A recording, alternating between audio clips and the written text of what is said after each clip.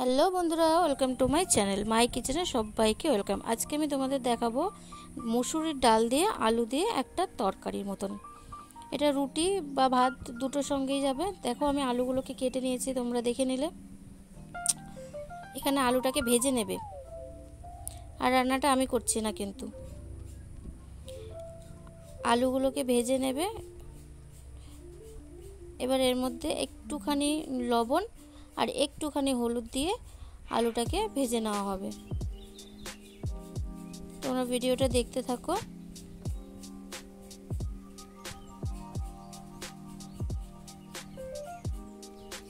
দেখো আলুগুলো কিন্তু লাল করে ভাজা হয়ে গেছে। এবার আলুগুলোকে নামিয়ে নেব। চলো নামিয়ে নিচ্ছি। আলুগুলোকে নামিয়ে নিয়েছি। এবার ওই কড়াইতে একটুখানি তেল দিয়ে দেওয়া হলো। এবার মুসুরির ডাল, যেটাকে জল ধুয়ে পরিষ্কার করে রাখা হয়েছিল, সেটাকে দিয়ে খুব ভালোভাবে একটুখানি মিশিয়ে নেবে তেলের সঙ্গে। মুসুরির ডালটা একটু ভাজা ভাজা হয়ে গেছে। এবার এর মধ্যে দিয়ে দেবে পরিমাণ মতন জল।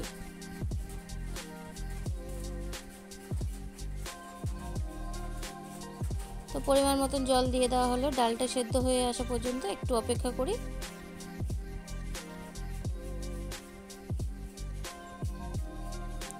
তো এখানে ডালটা সেদ্ধ হয়ে গেছে। ডালের মধ্যে একটু জল দেওয়া হয়েছে, যেটা তোমাদের দেখানো হয়নি। এবারে এর মধ্যে দিয়ে দেওয়া হবে পরিমাণ মতন লবণ, আর দেওয়া হবে পরিমাণ মতন হলুদ গুঁড়ো। এবার একটুখানি নাড়িয়ে নেওয়া হবে।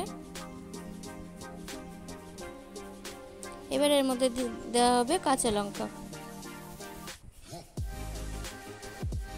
ভেজে রাখা আলুটাকেও দিয়ে দেব।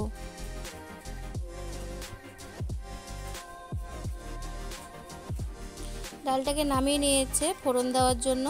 এবার কড়াইতে একটু তেল দেওয়া হলো। তার মধ্যে দেওয়া হবে শুকনো লঙ্কা, আর দেওয়া হবে তেজপাতা। শুকনো লঙ্কা তেজপাতাটা একটুখানি ভাজা হয়ে গেছে। এবার এর মধ্যে দিল 5 ফোড়ন। এটাকে একটুখানি নাড়াচাড়া দেওয়ার পরে এবার দিয়ে দেওয়া হবে পেঁয়াজ কুচিটাকে। পেঁয়াজ কুচিটাকেও লাল লাল করে ভেজে নিতে হবে। পেঁয়াজটা ব্রাউন কালার আসা পর্যন্ত পেঁয়াজটাকে ভেজে নেওয়া হবে। দেখো পেঁয়াজটা ব্রাউন কালার হয়েই গেছে। এবার এর মধ্যে ডালটাকে ঢেলে দেওয়া হবে।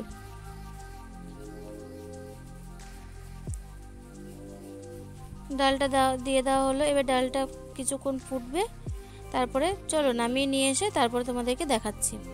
ফাইনালি রেডি হয়ে গেছে আলু দিয়ে মুসুরির ডাল। এটা ভাত রুটি সব কিছুর সঙ্গে কিন্তু খুব ভালো লাগবে। তোমরা একবার বাড়িতে বানিয়ে দেখতে পারো। কিন্তু কেমন হয়েছে রান্নাটা অবশ্যই কমেন্ট করে জানাবে। আর আজকের ভিডিওটা এই পর্যন্তই। টাটা।